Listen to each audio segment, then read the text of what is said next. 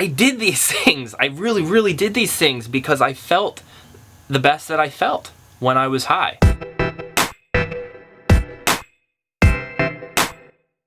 Hi guys, how are you? This is Connor. You are watching Thriving Minimalist.com. Thanks so much for tuning in. You can absolutely drink and be a minimalist. You can also smoke weed and be a minimalist. You can also do cocaine or heroin or whatever you want to do. It's also totally possible that you can be really happy and content. And I'm not going to argue with you if you tell me that that is the case. But I would suggest that a lot of us are doing things we don't actually really want to do. That is the perfect kind of thing that minimalism focuses on and says, then don't. Putting things into our body that we don't really want to be putting into our body, that maybe is causing us to feel cluttered inside, emotionally or physiologically.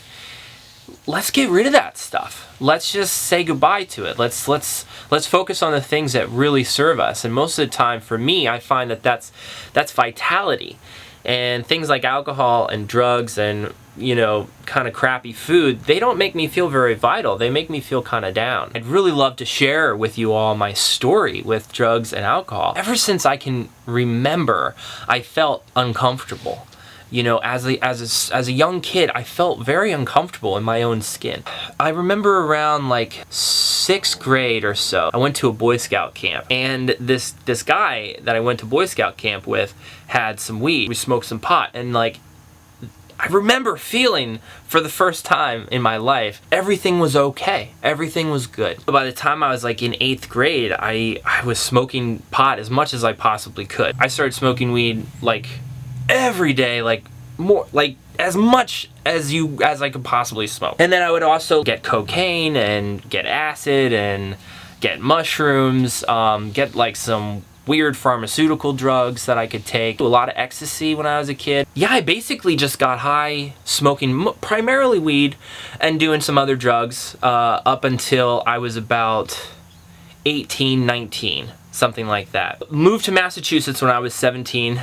Continued to smoke weed, and by the time I was 18, I started buying alcohol, and as soon as I started drinking, I basically stopped smoking weed. It did these things for me. It made me feel so alive, so content, so calm. So I described a little bit when I was a kid, remembering when I was 5 years old, having anxiety, having some insomnia, having some depression.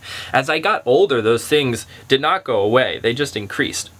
I did these things. I really did these things because I felt the best that I felt when I was high. I felt something close to love. But as you know, when you get high, even when you drink one beer, it just doesn't last forever. It doesn't last forever. It's temporary. I would get high and then I would come down and I'd need to get high again. And every single time I got high or every single time I got drunk, every single time I smoked weed, I needed more, and it worked less. And this just went on until I got to the point where, my wife left me. And it was kind of for those reasons, but it was a whole lot of reasons. One way or another, I really felt all right, I gotta change now. I did something completely different. It took a little while for me to really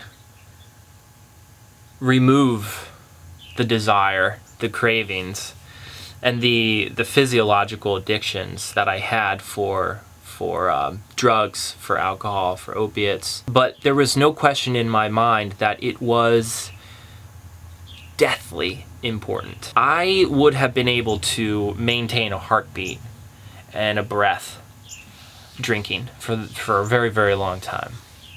But I wouldn't have really been living. The connection between doing things that we don't really want to be doing, that we're kind of stuck in, and minimalism, and how the minimalist philosophy can help us let go more and more of these things which truly are not serving us. We want to be passionate. We want to feel. We want to get rid of the clutter that is abstracting and obstructing that passion.